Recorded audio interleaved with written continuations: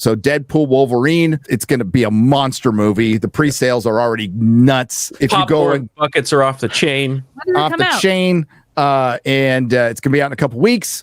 If you don't have your tickets, don't worry, they're going to add theaters last minute, but they're selling out. They are selling out.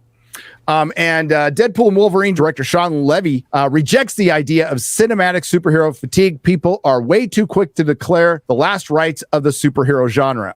And this is a argument that's going to go on probably forever. But I will add that he is directing a movie that is filled with every fucking superhero.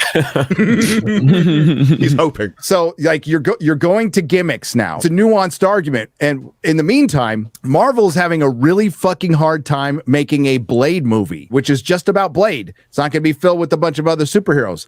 And the health of the superhero franchise will be when you can go back to making singular superhero movies that aren't filled with a bunch of superheroes. You know why they're having a problem with Blade? Because they're trying to make it an A movie. Blade is a B or C movie. It's a B, yes. It's a vampire movie. It needs to look cheap. Like it won't work unless it needs $100 million budget minimum. At most, way too much. At most, we'll say at most, and it needs to be rated R. It needs to be gory as hell, and it needs to be Blade killing vampires. That's it. Done. And not talking about his feelings. You've just written the script, Gary. They're having a hard time. It's a code they can't crack. But like the Superman, they're bringing out Superman, right? And they're putting in Green Lantern and Hawk Girl. And man, I don't know if they're meaning to do this, but those costumes look like shit. Yeah, I've liked all of James Gunn's costumes in the DCU. I thought they were all pretty basic, which is what you want. I want the costumes from the comics. The Suicide Squad, his versions of their costumes were really good. Pretty basic colors, not a whole lot of detail. But now in this Superman movie, there's lines all over the place like Marvel. Now you're in a position to where you have to make a Superman movie, and it's Superman, and you need to put in Green Lantern, Hawk Girl, Mr. Terrific. Why? Why? Make a Superman movie. So it remains to be seen when they can start making singular movies again without throwing in the entire kitchen sink and fucking multiverses and stuff. Then you'll have me convinced this movie's going to fucking do great. And I think we'll have a lot of fun with it. But where do you go from there?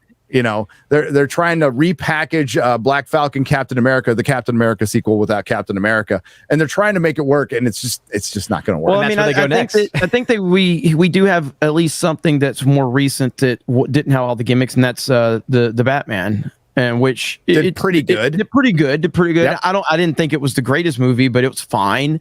But it did pretty good. And that's the whole point. When Batman and Robin came out and fucking just destroyed the Batman movies on screen, nobody fucking. I mean, was that because for superhero fatigue, or was it shitty fucking movies? Shitty movies. And then when Batman got back on track, not only just on movies, but during the Nolan trilogy, then you had the Arkham games, and you had was it Scott Snyder run? Like Batman was dominating in all three fucking categories. He was the top of every one of them. So there was no such thing as superhero fatigue. It was bad movies. That's why people stopped going to see Batman movies. Look at the box office receipts from Batman 89 to Batman and Robin. Unbelievable drop off, but it wasn't because of superhero fatigue. I also think you're mixing two metrics. Like superhero fatigue is the audience, whereas they can't make a movie without all of these extra things as the creators. So the audience aren't asking for all of these cameos and stuff in the trailers. It's the fact that they can't write anything without shoving in a load of stuff because they can't keep an idea going for long. Something we've seen in The Acolyte. She can't keep an idea going for the entire series. We've jumped off into all these other things because she starts an arc and ends it 5 minutes later, so she needs another shiny thing to try and distract people. And it's the same with Blade. The problem isn't Blade being a movie, it's that they're trying to turn Blade into something that Blade isn't, and having 4 different female main characters or whatever it was at one point, instead of just being a Blade movie. And so I think if they did just make good movies, no one gets fed up of good movies and I really wish she'd make something crap once in a while. It's a case of they're just not being given what they want by the people, and you need to exchange the people for people that will. Yeah, I mean, there is something also to it's not a superhero movie no longer feels like the event it once did. Not special, right? It doesn't feel special at all anymore. And it's one thing to put out 3 Marvel movies a year, which even that is like a lot. but you're talking about, 6.5 hours of content or something.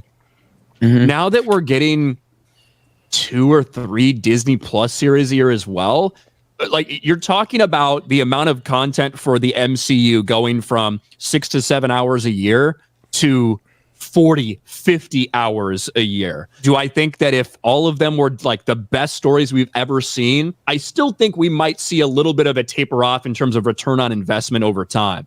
But now it's combined with you're getting all of this shoved in your face and almost all of it is bad. So that's why it's so difficult to have this. But I would also That's argue, a cinema trend in general. Yeah, I would also argue just putting out too much of something does make it bad. If the MCU is just going to shit out content that even the audience can't keep up with, that's hurting the overall universe. Like when you have a universe built around Iron Man and Captain America, and you start making stories that are supposed to be the end of the world, and Cap and Iron Man are nowhere to be found, that doesn't make any fucking sense. Where is Cap and Iron Man if it's so bad right now? Oh, well, the budget didn't call for them to be in this. That's a problem. It's a huge problem. Oversaturation, man. It's not oversaturation. The problem is only saturation. The superhero movies killed the movie business. We're not getting Little Miss Sunshine. We're not getting The Conversation. We're not getting the French Connection. You need to have all those other movies coming out to the theaters. Then the superhero movies are just a nice little bit of icing. They gave us, they decided that all we needed was icing. Mm-hmm. We needed cake. They've taken the cake away. And that's why it's so bad that the films that do come out that would fit that, like the Bike Riders, for instance, end up losing money. And so now, because of all of what they've done with this, they've killed independent cinema in a lot of ways. Yep. Well, and also scarcity does, to a certain degree, breed people wanting to go see something. Having a Star Wars movie every 3 years makes you want to go see it. The thing is, though, to the core fans, I'm not sure I've seen a point where, give them too much of a good thing and they check out. Give me a good comic book every single, week. I would have been there. I would have read it. I would have enjoyed it.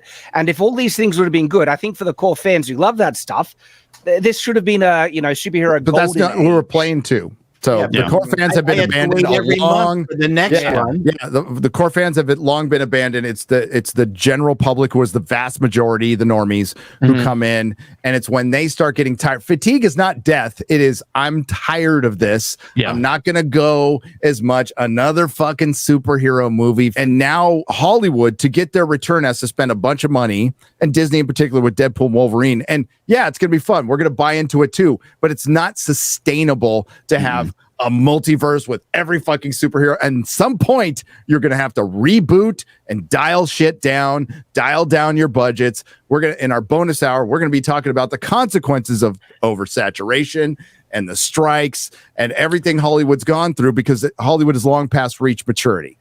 They just have. No, as far as cinematic, as far as movies are concerned. It's the mindset that they have this idea that every superhero movie has to be like the biggest thing ever. And you have to hit home run every time. Exactly.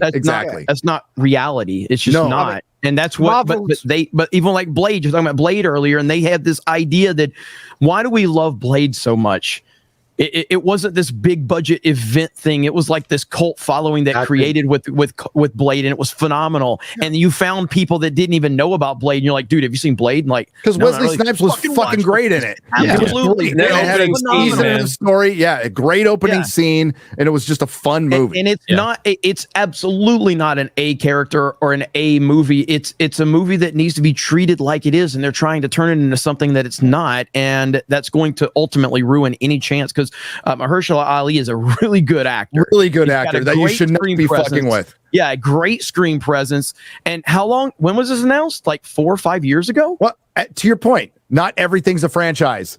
Some things are just singular movies. Yeah. Blade is not a franchise. You can make one Blade movie, throw them in like the Midnight Sun, spelled S-O-N, not S-U-N, Marvel, you fucking retards.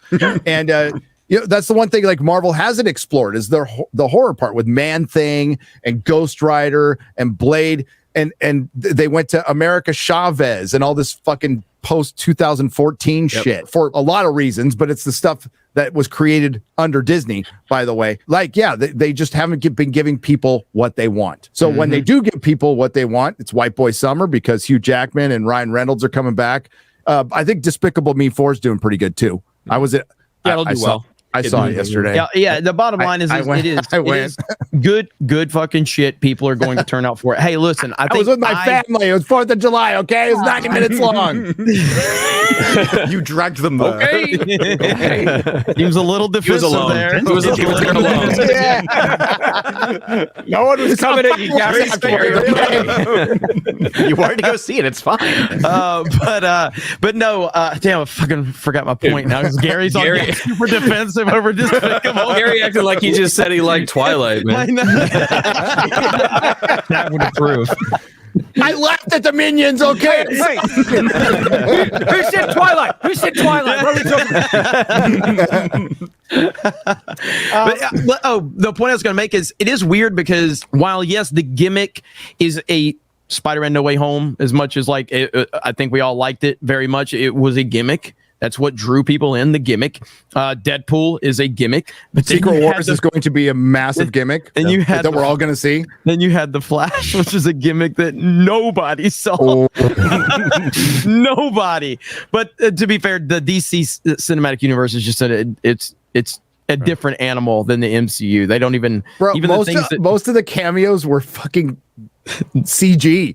Most of the cameos were fucking CG. Kind of distant. Yeah, it was such a low effort. Holy dog shit. It's really bad. It's really bad. So the question is will Deadpool and Wolverine make $1 billion? Yes. Yeah. Oh yeah. Yeah. Do you think it's guaranteed at this point? How fast is going to be the question? Still, the rated R though. It's a rated R movie. We can't forget about that. I think with the numbers we're showing projection wise, and anything could change, right? And it could come out, could be super terrible and get really bad word of mouth.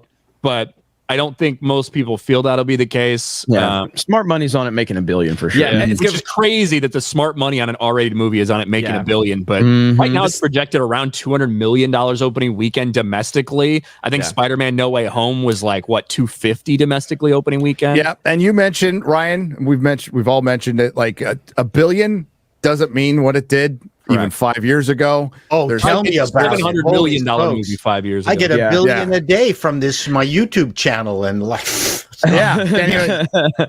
it doesn't, but can't even buy Canadian healthcare for that. It doesn't mean what it used to in terms of just money, but it does mean, honestly, it means almost more in terms of just box office because no films are hitting that mark.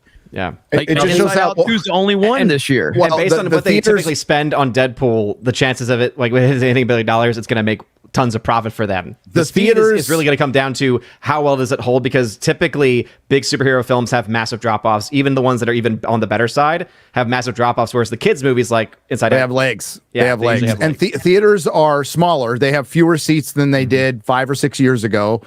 During COVID, when the theaters got a bunch of taxpayer money, they put in a bunch of nice seats that we all get to sit in, but that's fewer people that you're charging more money to. This is something the comic industry was able to keep afloat for a long time, charging more money to fewer people with variants and charging more for comics. It's a way to keep an industry that's reached maturity afloat for much longer.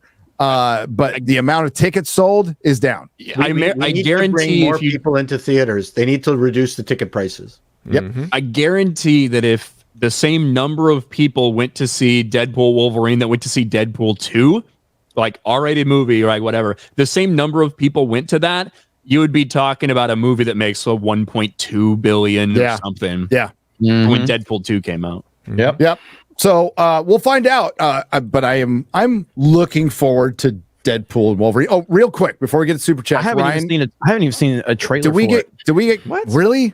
I've been avoiding it. You have a daily culture fucking show.